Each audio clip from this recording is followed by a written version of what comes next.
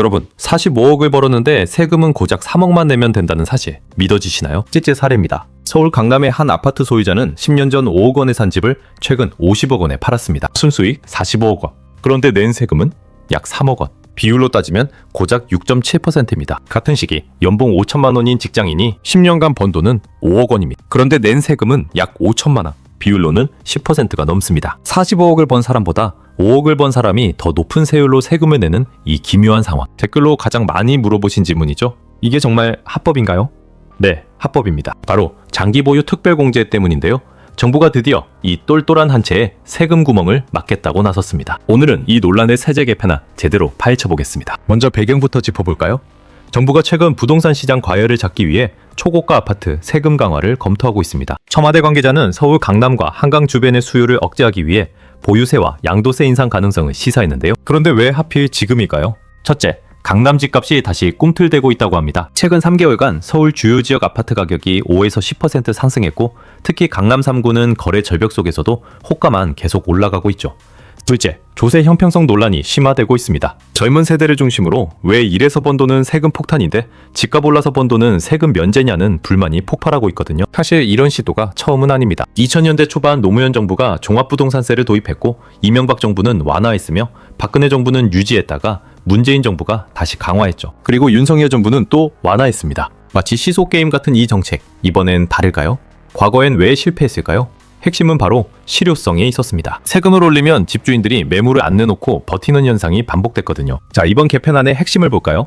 가장 뜨거운 쟁점은 장기 보유 특별공제입니다. 현재 제도를 쉽게 설명드리면 1주택자가 10년 이상 실거주하면 양도 차익의 최대 80%까지 공제해줍니다. 여기에 1세대 2주택 비과세까지 합치면 사실상 세금이 거의 없는 거죠. 문제는 10억 원짜리 집이든 100억 원짜리 초고가 주택이든 똑같은 공제율을 적용받는다는 겁니다. 구체적으로 계산해 볼까요? 사례 중산층 A씨 10년 전 구매가 5억 원, 현재 매도가 10억 원, 차익 5억 원, 공제 후 실제 세금은 약 2천만 원입니다. 사례 2 초고가 주택 B씨 10년 전 구매가 10억 원, 현재 매도가 50억 원, 차익 40억 원, 공제 후 실제 세금은 약 2억 5천만 원입니다. B씨가 A씨보다 8배 더 많은 차익을 냈지만 세금은 12.5배밖에 안 냅니다. 차익 대비 세율로 보면 A씨는 4%, B씨는 6.25%. 번 돈이 많을수록 세율이 낮아지는 역진적 구조죠. 그래서 정부가 검토 중인 방안은 크게 세 가지입니다. 첫째, 초고가 주택 별도과세. 30억 또는 50억 이상 주택은 공제율을 낮추거나 아예 별도 세율을 적용하는 방식입니다. 예를 들어 50억 이상은 공제율을 50%로 제한하는 식이죠. 둘째, 누진 공제율 도입. 차익 규모에 따라 10억까지는 80%, 10억에서 30억은 60%, 30억 초과는 40%, 이렇게 단계별로 적용하는 겁니다. 셋째, 실거주 요건 강화. 지금은 2년만 살아도 실거주로 인정되는데 이를 5년 또는 7년으로 늘리고 기간에 따라 공제율을 차등화하는 방식입니다. 그렇다면 각계의 반응은 어떨까요? 장기 보유 2주택자 김씨는 이렇게 말합니다. 30년 동안 평생 한 집에 살면서 묵묵히 세금 내고 살았어요. 이제 은퇴하고 집 팔아서 노후 자금 마련하려는데 갑자기 세금 폭탄이라뇨. 집값이 오른 건 제 잘못이 아니잖아요. 이건 재산권 침해 아닌가요? 반면 무주택 청년 이 씨는 분노합니다. 저는 월급의 절반을 세금으로 내면서 저축하고 있어요. 10년 모아봐야 강남 아파트 계약금도 안 됩니다. 그런데 집 한 채로 40억을 번 사람이 저보다 세율이 낮다고요?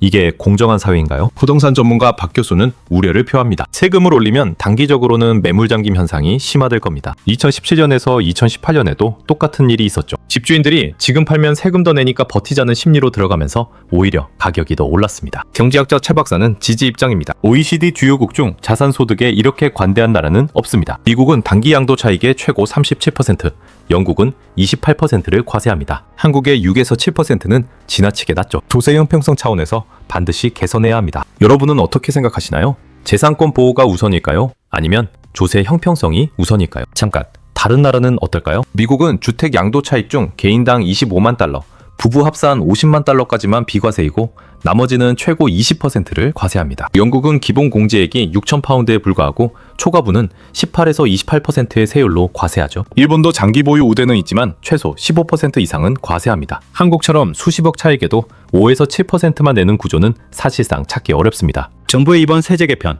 과연 강남 집값을 잡는 신의 한 수가 될까요?